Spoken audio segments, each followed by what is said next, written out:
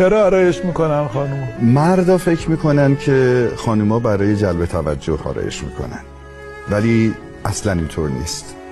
خانوما از دیدن زیبایی خودشون خیلی لذت میبرن، کاری که ما مردا اصلا نمیکنیم. من نمیدونم شما در روز چند دفعه تو آینه نگاه میکنی؟ بگین هر چند سال یه بار تو آینه. احتمالاً ما صبح که میریم مثلا دستوراتمون رو بشوریم، مسواک بزنیم، دوش بگیریم، تو آینه مردا خودمون رو نگاه میکنیم.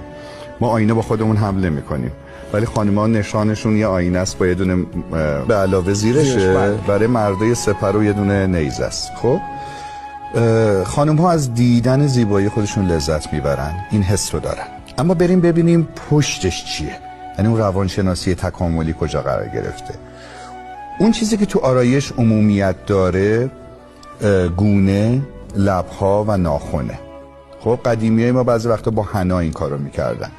الان جدیدترها گونه رو قرمز میکنن، لب‌ها قرمز میشه و ناخن‌ها هم رنگ زده میشه. این سه تا جا توی انسانی که سالمه و خونش اکسیژن زیادی داره و جوونه قرمزه.